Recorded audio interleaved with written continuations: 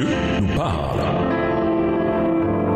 Chaque jour, Charles et Carole vous présentent la leçon de l'école du sabbat.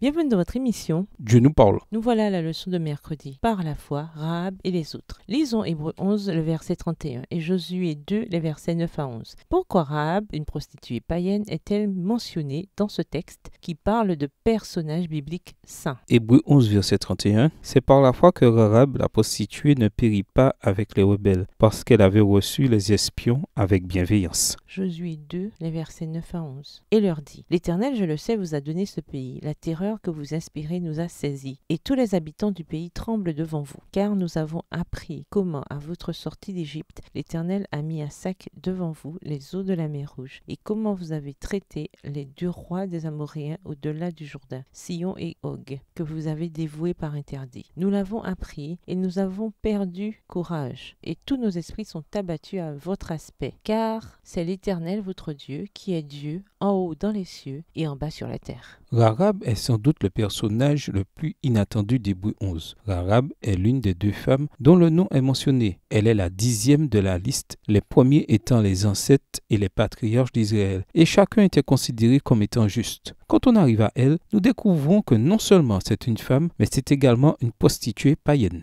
Le plus surprenant, c'est qu'elle est également le cœur thématique et l'apogée du chapitre. La liste est organisée de manière unique. Chaque élément commence par l'emploi répétitif de l'expression « c'est par la foi ». Le modèle fondamental est le suivant. C'est par la foi qu'un tel fit ceci et cela, ou c'est par la foi qu'il arriva ceci ou cela. Ce motif répété crée une anticipation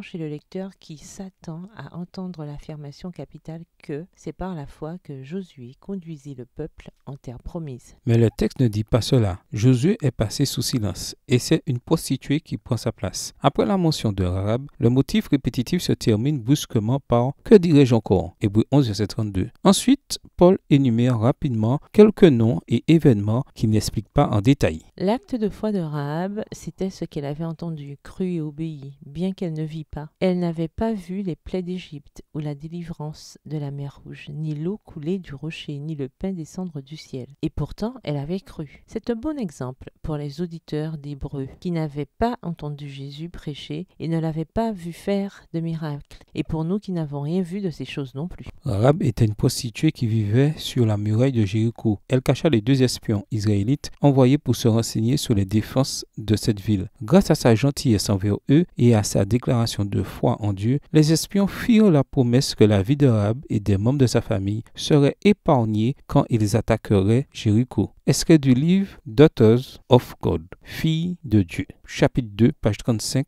livre écrit par Ellen G. White. Paul poursuit, Hébreux 11, des versets 35 à 38, par une liste des épreuves que beaucoup de ces croyants ont dû subir. L'expression « n'ont pas accepté de délivrance », Hébreux 11, verset 35 dans la version second 21, implique qu'ils ont eu la possibilité d'être libérés, mais qu'ils ont choisi de ne pas l'être, parce qu'ils avaient les yeux fixés sur la récompense de Dieu. Nous n'avons certes rien vu de tout cela, la création en 6 jours, l'exode, la croix de Christ, mais pourquoi avons-nous de bonnes raisons de croire que ces choses sont vraiment arrivées? Au revoir! Et à demain si Dieu veut.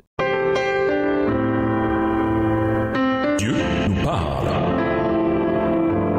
Chaque jour, Charles et Carole vous présentent la leçon de l'école du sabbat.